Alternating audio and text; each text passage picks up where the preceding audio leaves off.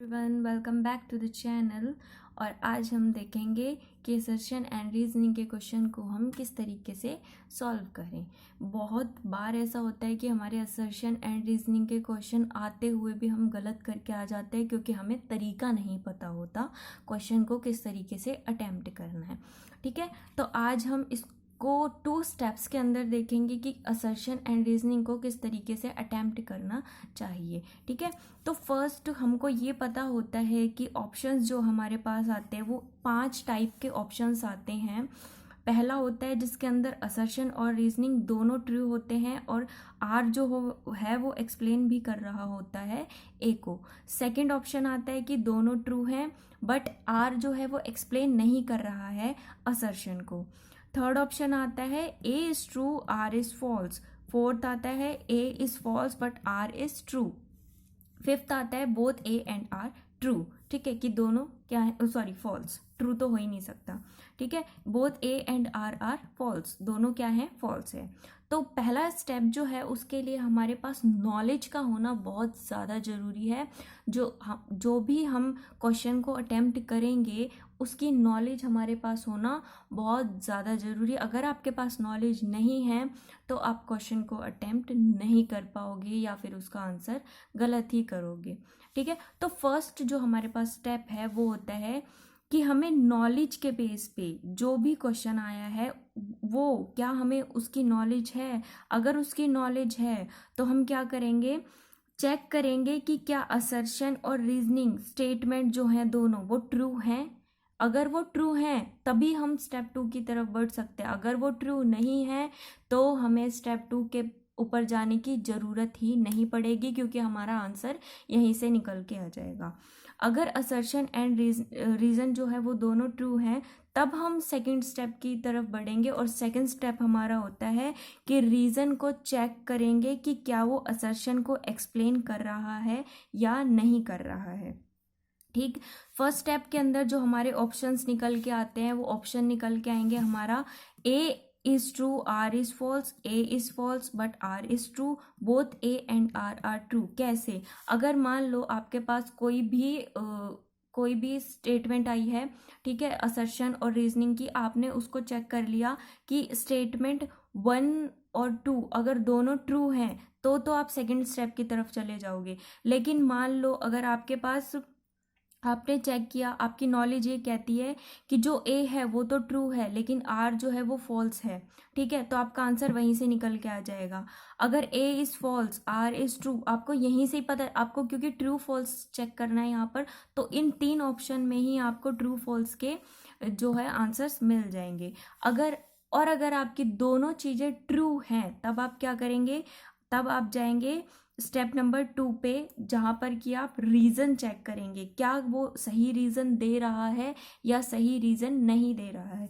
तो step number 2 से जो आपके ऑप्शंस निकल के आएंगे वो निकल के आएंगे both A and R true and R is the correct explanation of A. Both A and R true but R is not the correct explanation of A. ठीक है, यहाँ पर मैंने कुछ एग्जाम्पल्स लिखे हुए हैं जिससे कि आपको समझ में आ जाएगा। जैसे कि मैंने एग्जाम्पल नंबर 1 लिखा हुआ है कि regular blood pressure checkup can develop your health, कि अगर आप डेली अपना जो ब्लड प्रेशर है वो चेक करेंगे, डेली नहीं, रेगुलर बेसिस पे टाइम टू टाइम, एक टाइम पीरियड के अंदर अगर आप अपना ब्लड प्रेशर चेक करवाते रहेंगे तो वो आपकी बॉडी जो है, आपका जो हेल्थ है उसको क्या करेगा, डेवलप कर सकता है, अच्छे से मेंटेन रह सकता है। ठीक है, तो आपको क्या लगता है, क्या जो असर्शन है वो ठीक है? अगर ये ट्रू है, हमको पता है ये ट्रू है, अगर हम डेली बेसिस पे या फिर हम रेगुलर बेसिस पे अपना ब्लड प्रेशर चेकअप करते रहेंगे तो हमारी हेल्थ को वो क्या करेगा, डेवलप करेगा। तो ये जो असर्शन है वो ट्रू है। और रीजन क्या दे रहा है, increase in blood pressure can be silent killer for your health. तो ये भी तो कहीं ना कहीं ट्रू ही है। अगर आप ब्लड प्रेशर, देखो यहाँ पर उसने बोला कि अगर आप डेली रेगुलर बेसिस पे चेक करोगे तो आपकी हेल्थ को क्या कर सकता है, डेवलप करेगा। ठीक है, और रीज़न में इसने लिखा है कि अगर आपका ब्लड प्रेशर इंक्रीज हो जाता है तो वो क्या करेगा, आपको साइलेंटली किल कर रहा है ना, silent killer for your health. तो दोनों क्या है यहाँ पर, ट्रू ट्रू है। अब हमें स्टेप 1 तो हमारा यहाँ पर क्लियर हो गया है कि असर्शन भी क्या है, ट्रू है, रीजन भी क्या है, ट्रू है। बट क्या असर्शन को रीजन, जो असर्शन है, सॉरी, क्या जो रीजन है वो सही है असर्शन के लिए, जो यहाँ पर बात लिखी हुई है क्या वो इसको एक्सप्लेन कर रहा है? तो बिल्कुल ये इसको एक्सप्लेन भी कर रहा है, क्योंकि अगर इसमें देखो यहाँ पर ये लिखा हुआ है क्लियरली कि आपको रेगुलर बेसिस पे अपना ब्लड प्रेशर जो है वो चेकअप करते रहोगे तो आपकी जो हेल्थ है वो डेवलप रहेगी। और अगर इंक्रीज कर गया वो तो आपको कहीं ना कहीं क्या करेगा, किल करेगा, है ना। तो दोनों क्या हो जाएंगे यहाँ पर, ट्रू हो जाएंगे। और जो रीजन है वो बिल्कुल क्लियरली इसको क्या कर रहा है, एक्सप्लेन भी कर रहा है। तो हमारा जो ऑप्शन नंबर 1 है वो यहाँ पर सही हो जाएगा। Both A and R are true, R is the correct explanation of A. ठीक है, सो यहाँ पर सेकंड ऑप्शन लिखा हुआ है, assertion make in India campaign by the current government has become a great success. तो आपने अगर मेक इन इंडिया जो कंपेन है उसके बारे में अगर आपको नॉलेज होगी तो आप इस क्वेश्चन को सही कर पाओगे, अदरवाइज नहीं कर पाओगे। तो ये बात बिल्कुल ठीक है कि make in India campaign by the current government has become a great success, तो ये क्या है, ट्रू है। There are no such creative